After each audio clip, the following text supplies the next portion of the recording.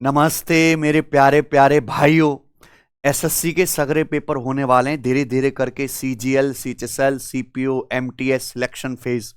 अब जो बालक जितनी प्रैक्टिस कर लेगा लेटेस्ट सवालों की, अर्थमेटिक एडवांस यानी कि मिक्स्ड प्रैक्टिस, उसको उतना ज्यादा फायदा मिलेगा। क्योंकि ये जितने भी पेपर अब होंगे इनमें आपको कम समय में ज्यादा सवाल ठीक करने हैं, क्योंकि सब में सेक्शनल टाइमिंग है। अब आपकी नॉलेज के साथ साथ एक्यूरेसी, आपकी स्पीड भी देखी जाएगी। ठीक है, तो उसके लिए हम एसएससी स्पीड टेस्ट सीरीज करा रहे हैं यूट्यूब पर फ्री, जिसमें मैं आपको 100 टेस्ट कराने वाला हूं, यानी कि 2500 बेहतरीन सवालों का संकलन जबरदस्त सॉल्यूशन के साथ। तो आज हम स्पीड टेस्ट 23 सॉल्व करेंगे और मैं दावे से कह सकता हूं कि एसएससी के गणित की पूरे यूट्यूब पर यही बेस्ट मिक्स्ड प्रैक्टिस है, जिसमें आपको केवल एग्जाम ओरिएंटेड सवाल मिलते हैं। ठीक है मेरे भाई, चलिए। अगर आप हमारी एप्लीकेशन पे जाओगे तो यहां पे बलराम सर रीजनिंग के करा रहे हो, मैं गणित के करा रहा हूं, है ना। एक टेस्ट शेड्यूल होता है डेली, आप उसको अटेम्प्ट करो और उसके बाद यहां पे प्लेलिस्ट बनी हुई है चैनल पे। हर एक जो है स्पीड टेस्ट का मैं वीडियो सॉल्यूशन कराता हूं और बहुत बढ़िया आपको वहां पे तरीके जानने को मिलते हैं सवालों के, ये आप देखो। ठीक है बच्चों, चलिए तो शुरू करें भाई आज। आइए सब बच्चे एप्लीकेशन डाउनलोड कर लो फोन में, क्योंकि यहां पर आपको एसएससी के या रेलवे के हर एग्जाम के प्रीवियस ईयर के 6 साल के फुल लेंथ टेस्ट, और जो भी आप सब्जेक्ट पढ़ने, चाहे इंग्लिश पढ़ें, चाहे जीएस पढ़ें, वोकेबलरी कुछ भी, उसके हर चैप्टर के सेक्शनल वाइज टेस्ट फ्री में लगाने को मिल जाएंगे। सारा का सारा महत्व केवल टेस्ट लगाने का है बच्चों, है ना। जो जितना टेस्ट लगाएगा वो इतना सिलेक्शन के करीब पहुंचेगा। और अब तो आपको कुछ भी खर्च करने की जरूरत नहीं है। जो पास आप लेते थे पहले हजार हजार रुपए खर्च करके, वो सारा कंटेंट आपको फ्री दे दिया है हमने। ठीक है, आइए शुरू करते हैं। एक ट्राइंगल की साइड 20, 4.5 और 20.5 सेंटीमीटर है। What the radius of its circumference, circumference नहीं circumcircle, what the radius of its circumcircle. बताओ प्यारे बच्चों, इसके परिवृत्त की त्रिज्या क्या है? 20, 4.5, 20.5 दुगना अगर करें तो 40, 9, 41। ये तो ट्रिपलेट है, ये राइट एंगल ट्राइंगल है, बस क्या कर दिया आधा। तो राइट एंगल ट्राइंगल के सरकम सर्कल की जो रेडियस होती है वो होती है हाइपोटीनस का आधा। हाइपोटीनस के यहां पे 20.5, तो 20.5 का आधा होती है। तो ये कॉन्सेप्ट आप ध्यान रखिए। क्या आएगा आंसर? 10.25, option number D. अगला, रमेश और रहमान किसी काम को 20 और 25 दिन में कर सकते हैं। दोनों मिलकर 10 दिन तक काम करते हैं, उसके बाद वे बीमार पड़ जाने के कारण काम छोड़ देते हैं। बचा काम सुरेश 3 दिन में पूरा करता है। बताइए सुरेश अकेला उस पूरे काम को कितने दिन में करेगा? यह सवाल है। एलसीएम भी ले सकते हैं, पर सबसे आसान और बेस्ट तरीका बता रहा हूं। दो लोग हैं, रमेश और रहमान। रमेश एक काम को 20 दिन में करता है और रहमान 25 दिन में, दोनों मिलकर साथ में 10 दिन तक काम करते। तो आप मुझे बताओ, रमेश पूरा काम 20 दिन में करता है, 10 दिन में कितना काम करेगा? आधा, यानी कि 50%। 50%। रहमान पूरा काम 25 दिन में करता है, 10 दिन में कितना काम करेगा? एक दिन में 1/25, 10 दिन में 10/25, यानी कि 40%। 40%, यानी कि रमेश और रहमान दोनों ने मिलकर कितना काम किया? टोटल 90% काम किया। 100% में से रमेश और रहमान ने 90% काम किया, तो बचा 10% काम किया किसने? सुरेश ने। और सुरेश ने बचा काम 10% 3 दिन में किया। कितने दिन में? 3 दिन में। सुरेश अकेला पूरा काम यानी कि 100% कितने दिन में करेगा? एक जीरो चुपका दो, यानी कि 30 दिन में। यह आंसर आ गया, डी ऑप्शन, है ना। इससे बेहतरीन तरीके नहीं करने के। बताइए, find the value of this. Free का नंबर होता है, अगर एंगल का सम 90 है तो साइन ए बराबर कॉस बी। ये 65, 25, 90, ये कॉस 65 साइन 25 के बराबर है, कट गया 1। ये भी आपका 1 हो गया, ये भी आपका 1 हो गया। 37 और 53 90, एंगल का सम 90 है तो साइन स्क्वायर ए प्लस साइन स्क्वायर भी क्या हो गया? 1। तो कितना आ गया प्यारे बच्चों? 1 + 5 6, 6 - 3 2, 1 6 - 3 3, 3 + 4 7। हाँ, 7 ही वाला ऑप्शन है, डी। ठीक है, चलिए करिए। ट्राइंगल एबीसी सिमिलर है ट्राइंगल क्यूपीआर के, सिमिलरिटी का साइन है। ट्राइंगल एबीसी के एरिया और ट्राइंगल पीक्यूआर के एरिया का रेशियो 121/64। क्यूपी बराबर 14.4 सेंटीमीटर है, पीआर 12, एसी 18। एबी की लंबाई पूछी है, साइड एबी की लंबाई पूछी है। एबी के करस्पॉन्डिंग क्या है?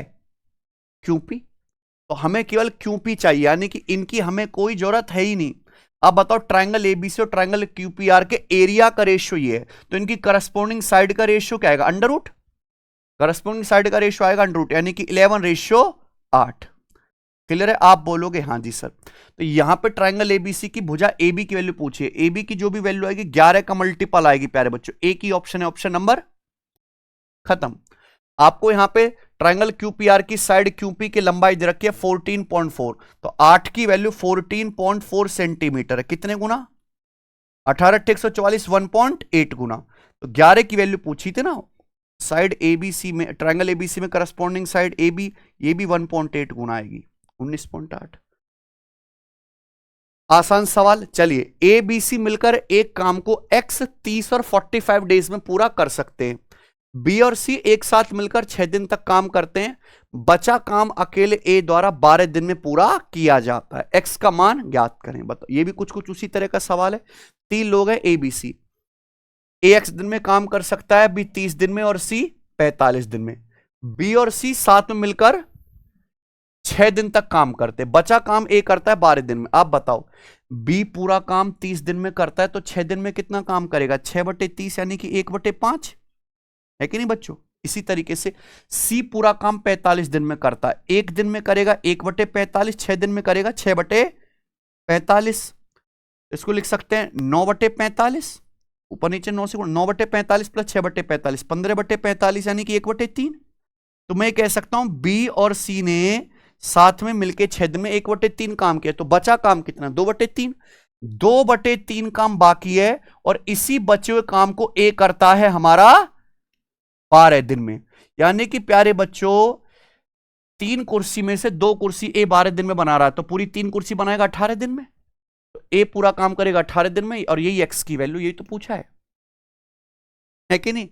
ठीक बच्चों, तो जरूरी कि हम सवालों में एलसीएम ही निकालें। ये बताइए, 5 tan थीटा बराबर 3 है, तो इसका मान ज्ञात कीजिए। साइन कॉस में दिख रहा ना रेशियो बच्चों। tan थीटा बराबर क्या है? 3/5। tan थीटा का मतलब क्या होता है? साइन बटे कॉस। साइन थीटा बटे कॉस थीटा, 5 उधर चला जाएगा, 3/5। अब आप बताओ, आपको ट्रिग्नोमेट्री में साइन कॉस का रेशियो दिया, रेशियो से रेशियो पूछा। ये फ्री के सवाल होते हैं। आप साइन थीटा की जगह 3 रख दो, कॉस थीटा की जगह 5, क्योंकि ये सवाल अब ट्रिग्नोमेट्री का है नहीं, रेशियो का क्वेश्चन है। साइन थीटा की जगह 3 रखेंगे, 3 पंजे 15, कॉस थीटा की जगह 5, 15 - 5 10, ऊपर 10 आएगा प्यारे बच्चों, ठीक है ना? ये आंसर नहीं है, ठीक है मेरे भाई। नीचे क्या बनेगा? साइन थीटा की जगह 3, 7 या 21, और ये कॉस थीटा की जगह 5, 2 पंजे 10, 21 + 10 31, यानी कि 10/31 बन गया। कौन सा ऑप्शन है? ए। ये बताइए, if the length of external common tangent and internal common tangent of 2 circle is 13 and 7 respectively, find product of their radii. ये बहुत बढ़िया सवाल है, CGL 2024 प्री में ऐसा सवाल आया था। 2 सर्कल है, उनकी एक्सटर्नल कॉमन टेंजेंट और इंटरनल कॉमन टेंजेंट की लंबाई 13/7 है। एक्सटर्नल कॉमन टेंजेंट का मतलब होता है डायरेक्ट कॉमन टेंजेंट, है ना, और इंटरनल कॉमन टेंजेंट का मतलब होता है ट्रांसवर्स कॉमन टेंजेंट। समझे ना? डायरेक्ट कॉमन टेंजेंट की लंबाई का फॉर्मूला है √d² माइनस R1 - R2 का होल स्क्वायर। ये फॉर्मूला, इसकी वैल्यू कितनी दी है? 13। ट्रांसवर्स कॉमन टेंजेंट की लंबाई का फॉर्मूला है √d² माइनस R1 + R2 का होल स्क्वायर, और इसकी लंबाई आपको सवाल में दी है 7। तो कॉन्सेप्ट मैं आपको बता रहा हूं, है ना। जैसे 2 सर्कल है, तो ये है इनकी डायरेक्ट कॉमन टेंजेंट, है ना। अब इनके सेंटर को मिलाने वाली लाइन है, तो सेंटर को मिलाने वाली लाइन को डायरेक्ट कॉमन टेंजेंट आगे बढ़ाने पे काटेंगी ना, इसलिए इसको कहते हैं हम एक्सटर्नल कॉमन टेंजेंट है बच्चों। और ये कहलाती है, ये अंदर ही काट रही है, इंटरनल कॉमन टेंजेंट। समझे ना प्यारे बच्चों? इनकी लंबाई दी है, पूछा रेडियस का प्रोडक्ट आपसे पूछा है, बताइए रेडियस का प्रोडक्ट। तो सबसे पहले अंडर हटाओ, यानी कि दोनों तरफ से क्या करिएगा आप लोग? स्क्वायर। दोनों तरफ से आप लोग स्क्वायर करेंगे प्यारे बच्चों, ठीक है ना। हमें रेडियस का प्रोडक्ट निकालना है, यानी कि ये डी गायब करना है, तो हम क्या करेंगे? दोनों को घटा देंगे। दोनों को घटा दीजिए प्यारे बच्चों, और ये लग जाएगा अलजेब्रा। R1 + R2 स्क्वायर में से R1 - R2 स्क्वायर माइनस करेंगे तो 4R1 R2 है कि नहीं बच्चों। और 13 स्क्वायर में से 7 का स्क्वायर आप घटाओ, 169 में से आप 49 घटाएंगे, कितना आ जाएगा? 120। तो 4 से 120 कट गया 30 बार, तो R1 R2 कितना आ गया? 30। रेडियस का प्रोडक्ट से केवल घटाना था। P Q plus Q Q बराबर 665, पी प्लस क्यू बराबर 5 है। तो आपसे पूछा है 1/p प्लस 1/q का मान बताओ। 1/p प्लस 1/q क्या है? पी क्यू लेंगे आप एलसीएम, ऊपर हो जाएगा आपका q प्लस p। ठीक बच्चों, यहां देखिए p प्लस क्यू आपको दिया हुआ है 5, यानी कि अगर आपको क्वेश्चन सॉल्व करना है तो केवल क्या निकालना, p इंटू क्यू है बच्चे। बताओ p इंटू क्यू क्या आएगा मेरे भाई? फॉर्मूले से आ जाएगा प्यारे बच्चों, P cube plus Q cube 665 है, A cube plus B cube का फॉर्मूला लगा देंगे ना। अभी P plus Q into P plus Q का whole square minus 3p Q, ये फॉर्मूला होता है A cube plus B cube का A plus B into A plus B का होल स्क्वायर माइनस 3ab। ठीक है भाई, बताइए 5 से जाएगा जी आपका प्यारे दोस्तों, यहां पर 5 एकम 5 तिया 15, 5 तिया 15, 133 में से 25 घटाएंगे 108, 108 बटे -3 यानी कि माइनस का 36। तो पी क्यू की वैल्यू -36 से यहां रख देंगे तो ये आपका आंसर आ गया -5 बटे 36, ऑप्शन नंबर बी। ए 335, बी 356, सी 357। इसका मान ज्ञात कीजिए। एपी में है, एक एक का गैप है प्यारे बच्चों। हालांकि सॉल्व को सॉल्व करने के लिए केवल यूनिट डेट भी मैच कर सकते हो, पर डायरेक्ट ट्रिक होते हैं 9bd square, 9bd square, B 356 common difference है 1 का, 1 का स्क्वायर प्यारे बच्चों। ये डायरेक्ट ट्रिक होती है A cube plus B cube plus C cube minus 3bc निकालने की। ठीक है, तो यहां पे 9 छिक्का 54 4, 3204 answer. If the measure of exterior angle of a regular polygon is 25 सही 5/60 डिग्री, then the ratio of diagonal to the number of its side. Diagonal और साइड की संख्या का रेशियो क्या है? अच्छा, एक रेगुलर पॉलीगन का एक्सटीरियर एंगल आपको दिया है 25 सही 5/60 डिग्री, कितना हो गया 25 7 175, 5 180/7, ये आ गया ना। अब ये रेगुलर पॉलीगन का एक्सटीरियर एंगल है, तो नंबर ऑफ साइड कितनी होंगी? नंबर ऑफ साइड होता है रेगुलर पॉलीगन में 360 डिग्री बटे एक्सटीरियर एंगल, एक्सटीरियर एंगल यानी कि 180 डिग्री बाई 7। अब बताओ प्यारे बच्चों, ये आ जाएगा 2 7 14, तो रेगुलर पॉलीगन में 14 साइड है। पूछा डायगोनल को और साइड की संख्या का रेशियो। डायगोनल अगर किसी रेगुलर पॉलीगन में n साइड है तो डायगोनल कितने होंगे? n इंटू n माइनस 3/2, और भुजाओं की संख्या कितनी है? n, तो रेशियो कितना है? n माइनस 3/2, n है आपका 14, 14 माइनस 3 11/2। इस सवाल का आंसर है 11/2, ऑप्शन नंबर ए। बताओ average weight of some student in a class was 60.5 kg when 8 students with the average weight of 65 kg joined the class, average of all the students increased by 0.9 kg. What was the initial number of student in the class? बहुत बढ़िया, एक class में कुछ बच्चे उनका average weight है 60.5 kg, 8 बच्चे नए आते हैं 65 kg वेट वाले। 60.5 से 65 kg कितना ज्यादा है? 4.5 किलो, 4.5 किलो ज्यादा वेट वाले 8 बच्चे आते हैं, टोटल वेट इतना बढ़ जाएगा इनका आने की वजह से, नए स्टूडेंट आने की वजह से एवरेज कितना बढ़ गया? 0.9 kg। तो टोटल में चेंज बटे एवरेज में चेंज, बेस्ट ट्रिक है करने की। 9 पंजे 45, 8 पंजे 40, यानी कि अब क्लास में बच्चों की संख्या है 40, लेकिन पूछा आरंभ में कितनी थी? 8 बच्चे आने के बाद 40 है, तो स्टार्ट में थी 8 कम यानी कि 32। ये बेहतरीन तरीके, ये बताइए प्यारे बच्चों, एक फैक्ट्री में M1 M2 M3 तीन प्रकार की मशीनें हैं which produce 25%, 35%, 40% of total product respectively. M1, M2, M3 produce 2, 4 and 5% defective product. Machine M1, M3 के बनाए हुए 2, 4 और 5% सामान खराब है। What the percentage of non defective product? Non defective product का परसेंटेज क्या है? बताइए बच्चे। डेटा आसान है, 100 मान के कर लेते हैं। जैसे टोटल तीनों मशीन 100 सामान बनाते हैं, तो मशीन M1 बनाएगी 25, M2 बनाती है 35 और M3 बनाएगी 40, टोटल 100 हो गया। भाई मशीन M1 फैक्ट्री में अगर 25 सामान बनाती है तो M2 बना रही है 35 और M3 बना रही है बचे हुए 40, तो मशीन M1 का कितना डिफेक्टिव है? 2%, तो 25 का 2% कितना आ गया? 0.5 है कि नहीं। मशीन M2 35 बनाते हो तो 35 का 4%, 35 चौक 140, 1.4 डिफेक्टिव है। मशीन M3 बना रही है 40, तो 40 का 5% यानी कि 2 डिफेक्टिव है। तो कितना प्यारे बच्चों डिफेक्टिव सामान बनना है कंपनी में? 3.9, 3.9 हो गया बच्चों, ये क्लियर है? कोई तकलीफ? तो 3.9 डिफेक्टिव है। नॉन डिफेक्टिव कितना? 100 अगर सामान बनना है तो 3.9 डिफेक्टिव है, तो बाकी का नॉन डिफेक्टिव है यानी कि 96.1, 100 में से 96.1 नॉन डिफेक्टिव है ना। इससे आसान कोई तरीका ही नहीं मेरे भाई करने का। Perimeter of sector of circle of radius 7.4 centimetre is 20.6 area of sector. एक सेक्टर का पेरीमीटर दिया है, सेक्टर की रेडियस है। आपसे पूछा है सेक्टर का एरिया। देखो अगर किसी सेक्टर की रेडियस और आर्क की लंबाई पता हो तो सेक्टर का एरिया निकालना बहुत आसान है, 1/2 L/R, बहुत आसान। ठीक है, यहां दिया सेक्टर का पेरीमीटर। सेक्टर का पेरीमीटर होता है length of arc plus radius का दुगुना। रेडियस है 7.4, 7.4 का दुगुना बराबर कितना है 20.6। तो आप मुझे बताइए यहां से आर्क की लंबाई कितनी आ जाएगी। ये 14.8 है, 20.6 में से 14.8 आप घटाओगे तो कितना आ जाएगा 5.8। तो यहां से सेक्टर के आर्क की लंबाई 5.8 आ गई, रेडियस मुझे पता ही है, हो गया सॉल्व।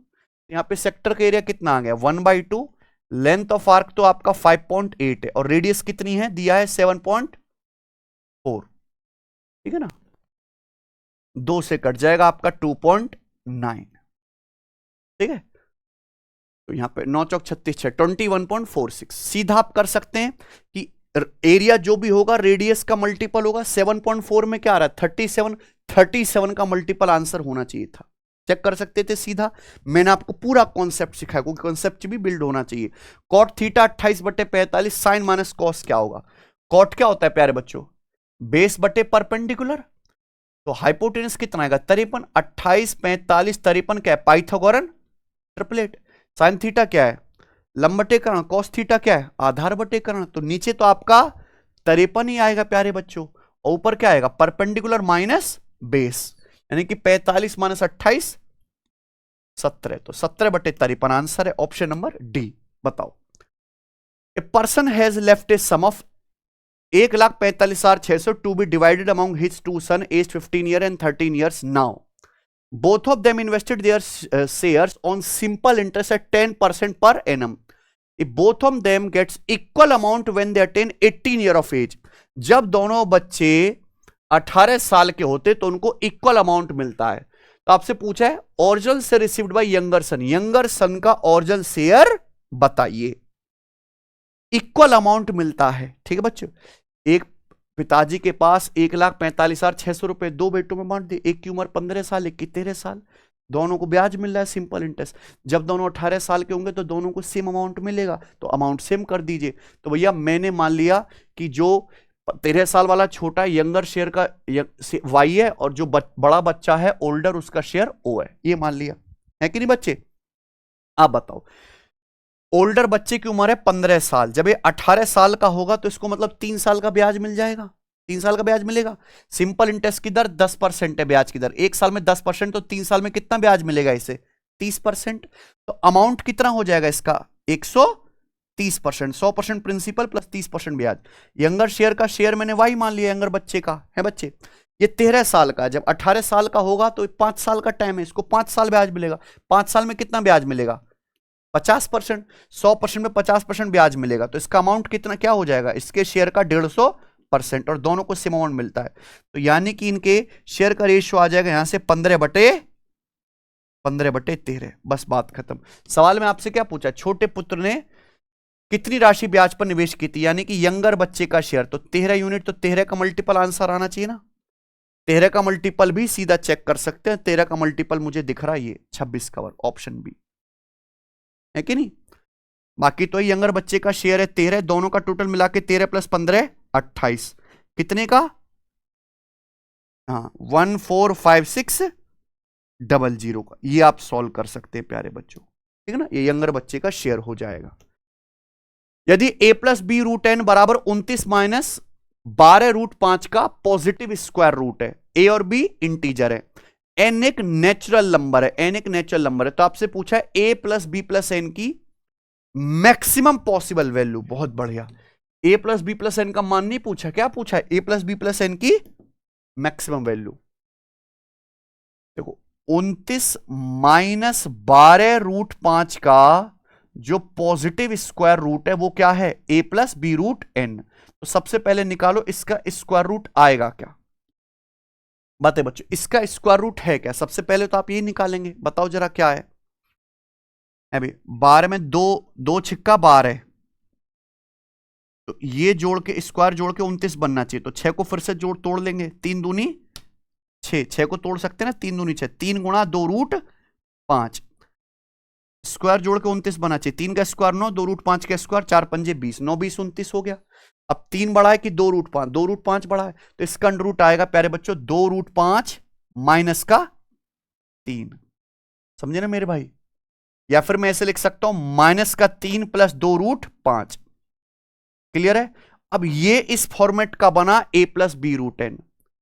तो हमें यहां से a plus B plus N निकालना, तो a माइनस 3 है, b 2 है और n क्या आ गया 5। लेकिन आपको मैक्सिमम वैल्यू निकालने, मैक्सिमम वैल्यू कैसे आएगी? देखो बहुत बढ़िया सवाल है भाई।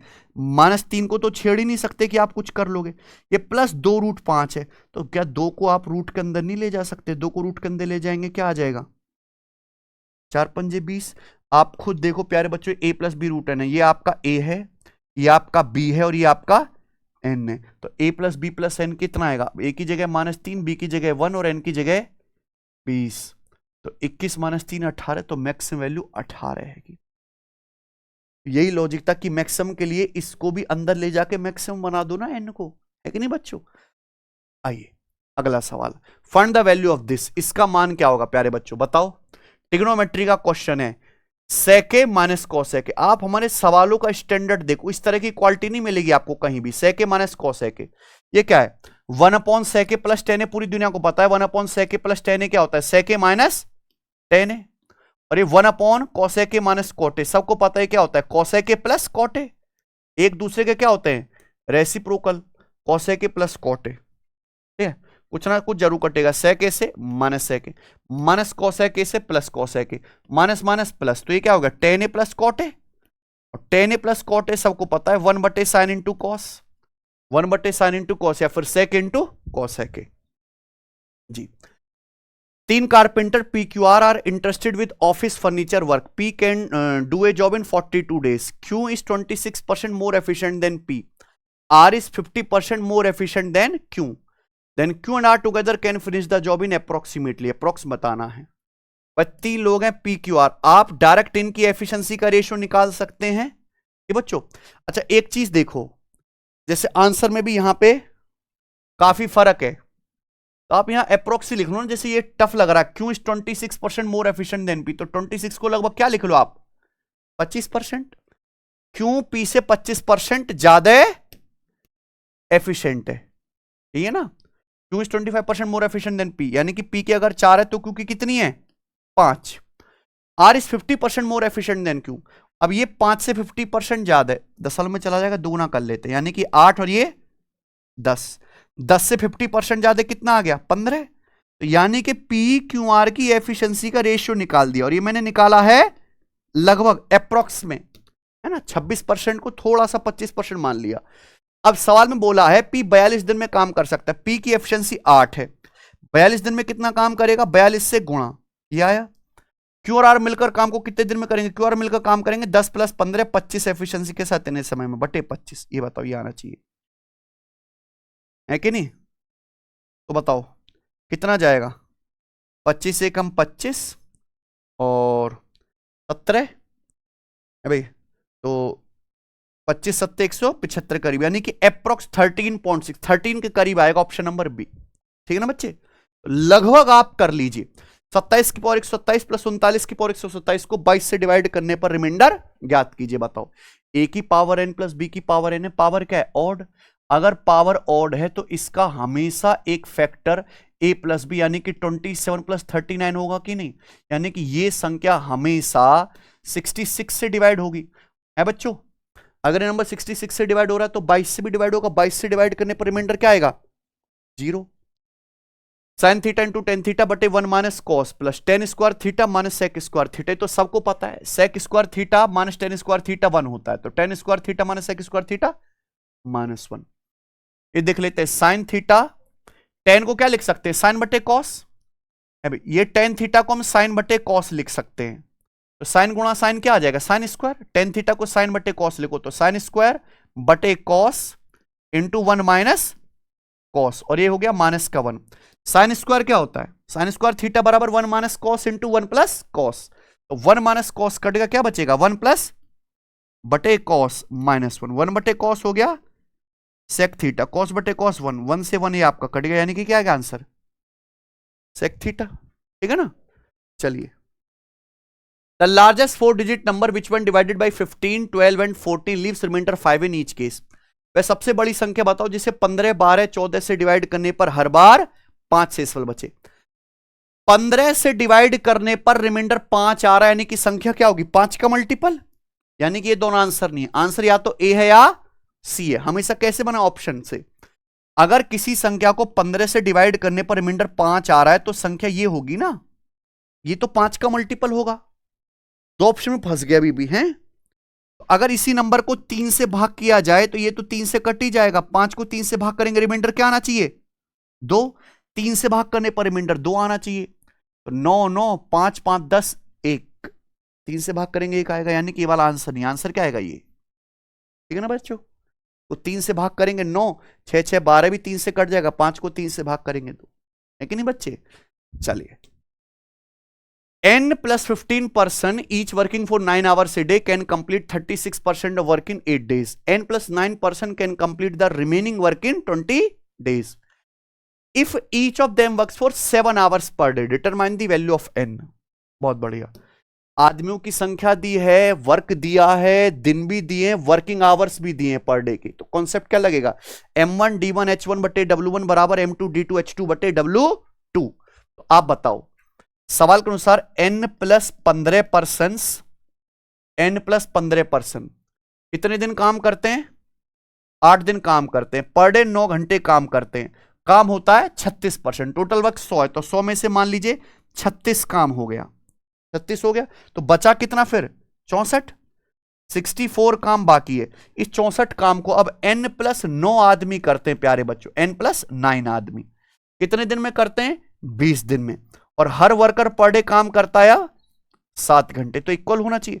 सिंपल कैलकुलेशन है, आ जाएगा 36 से 8 ना 72, 2 ये बच्चों, ये 4 पंजे 20 और 4 से 64 आपका 16, और तो कुछ कटेगा नहीं, तो ये आएगा 16 दूनी 32। तो 32n और 5 सत्ते 35n, डिफरेंस कितना आएगा, 3n। 3n की वैल्यू कितनी आएगी बताओ, 3n की वैल्यू कितनी आएगी, 7 पंजे 35, 35 निम्मा 315, और यहां आएगा 16 दूनी 32, 32 गुणा 15 480 है भाई। 480 और 315 का डिफरेंस कितना आएगा, 165। तो 3n 165, तो n कितना आएगा, 55, ठीक है ना। ऑप्शन नंबर ए। बढ़िया सवाल है। एक ट्रायंगल एबीसी जिसकी साइड 5, 13 और x है, x के किस मान पर ट्रायंगल का एरिया मैक्सिमम होगा। गजब सवाल है। 90% बच्चे इस सवाल का आंसर बता देंगे, 12 जो गलत है, इसलिए मैंने लिया है क्योंकि उन्हें क्या है, 5, 12, 13 ट्रिपलेट याद है। एक ट्रायंगल की साइड 5, 13, x है, किस मान पर ट्रायंगल का एरिया मैक्सिमम होगा। तो जैसे 5 है, ये 13 है और ये x है, मैंने मान लिया कि 5 और 13 के बीच का एंगल थीटा है। तो ट्रायंगल का एरिया क्या होता है, ट्रायंगल का एरिया होता है 1/2 है भी। अगर दो साइड और बीच के एंगल पता है, साइड का प्रोडक्ट और बीच के एंगल का साइन, यानी कि साइन थीटा, यही है। अब एरिया मैक्सिमम कब होगा, एरिया मैक्सिमम तब होगा जब साइन थीटा का मान क्या हो, मैक्सिमम। और साइन थीटा की मैक्सिमम वैल्यू क्या होती है, 1, और वो कब होगा, जब थीटा 90 डिग्री हो। यानी कि राइट एंगल ट्रायंगल तो बनेगा प्यारे बच्चों, लेकिन ये एंगल 90 डिग्री होना चाहिए। तो एक्स की वैल्यू क्या आएगी, √5 का वर्ग प्लस 13 का वर्ग, 169 प्लस 25 प्लस 169, कितना आ गया प्यारे बच्चों, ये √194 है ना। 194 का रूट क्या आएगा, 14 के करीब 13.92, ठीक है ना। आइए अगला सवाल। A cone of maximum volume is cut out of a solid wooden cube, the material left is what percent of volume of the original cube. समझे प्यारे बच्चों, बताओ। एक लकड़ी के क्यूब से मैक्सिमम वॉल्यूम का एक कोन काटा जाता है। तो जैसे लकड़ी का क्यूब है भैया, इससे मैक्सिमम वॉल्यूम का क्या काटा जाता है, एक कोन। तो कोन इस तरीके से कटेगा कि नहीं, मैक्सिमम वॉल्यूम का कोन, यानी कि कोन की हाइट पूरी क्यूब की साइड के बराबर होनी चाहिए, और कोन का बेस जो है सर्कल, ये भी मैक्सिमम होना चाहिए। तो आप बताओ, यहां पे कोन का जो बेस है सर्कल, सर्कल की जो रेडियस होगी क्यूब की साइड का आधा होगी कि नहीं। मान लो जैसे क्यूब की साइड 2 है, तो यानी कि सर्कल का डायमीटर भी 2, तो रेडियस कितनी आएगी, 1। तो यहां पे क्यूब की साइड 2 है तो इस कोन की हाइट भी आपको पूरी लेनी पड़ेगी 2, है कि नहीं बच्चों? तो आपसे पूछा हमने लकड़ी से कोन काट के निकाल दिया, तो वॉल्यूम का रेशियो निकालो। क्यूब का वॉल्यूम क्या है? 2 का क्यूब। और मुझे बताओ कोन का वॉल्यूम क्या होता है? 1/3 pi r square h. Pi radius कितनी है? 1, 1 का स्क्वायर 1, और हाइट कितनी है? 2। ये आया ना? तो क्यूब और कोन के वॉल्यूम का रेशियो हमने निकाल लिया। 2 से ये 4 बार 4 तिया 12 रेशियो पाई। पाई का मतलब 3.14, यही है ना? यानी कि अगर क्यूब का वॉल्यूम 12 है तो उससे कोन काट के निकालेंगे तो कोन का वॉल्यूम कितना आएगा? 3.14। 12 से 3.14, यानी कि ये अप्रोक्स कितना है प्यारे बच्चों? 12 का 3.14 लगभग कितना है? ये आ जाएगा लगभग 25%। कितना आ जाएगा? अप्रोक्स 25%, थोड़ा सा ज्यादा ही आ जाएगा, यानी कि लगभग 26% के करीब मान लीजिए, है ना? यानी कि क्यूब का जब आप कोन काट के निकालेंगे तो कोन का वॉल्यूम होगा क्यूब का 26%। 100% अगर क्यूब है तो कोन निकलेगा 26%, तो बाकी वेस्ट हो गया। 100 में से 26 घटाओ तो लगभग 74% वेस्ट हो गया। ये तो पूछा है। बची हुई सामग्री घन के आयतन का कितना परसेंट है? तो बची हुई सामग्री कितना है? 74%। एक गजब के तरीके प्यारे भाई, है कि नहीं? अप्रोक्स आपको सोचना है। आओ आखिरी सवाल। If a pipe of length √98 metre is cut into 7 equal part, what the length of each part and it is rational और इरेशनल। एक पाइप है जिसकी लंबाई है √98। √98 क्या होता है? 49 दूनी 98, यानी कि 7√2 मीटर। इसके 7 इक्वल पार्ट्स किए जाते हैं, तो हर पार्ट की लंबाई कितनी आएगी? √2 मीटर। हर पार्ट की लंबाई होगी, और ये एक इरेशनल नंबर है, तो क्या आंसर आना चाहिए? D. Each part is √2 metre and it is irrational. समझे ना? तो सवाल में कुछ था ही नहीं। इसी के साथ ये बढ़िया टेस्ट खत्म हो गया। तो हमारे टेस्ट इसलिए बढ़िया कि आप 25 में से कम 10 सवाल बहुत अच्छे लेवल के देखोगे, और रेलेवेंट, ऐसा नहीं कि वो एग्जाम में नहीं आएंगे, रेलेवेंट सवाल अच्छे लेवल के वो हम आपको दे रहे हैं। ठीक है, तो आप इसको फॉलो करो। समझ में आया है तो वीडियो को लाइक करना। आपने खुद से कितने सवाल ठीक करे ये भी कमेंट करके बताइए। सॉल्यूशन कैसे लगे ये भी बताना। धन्यवाद।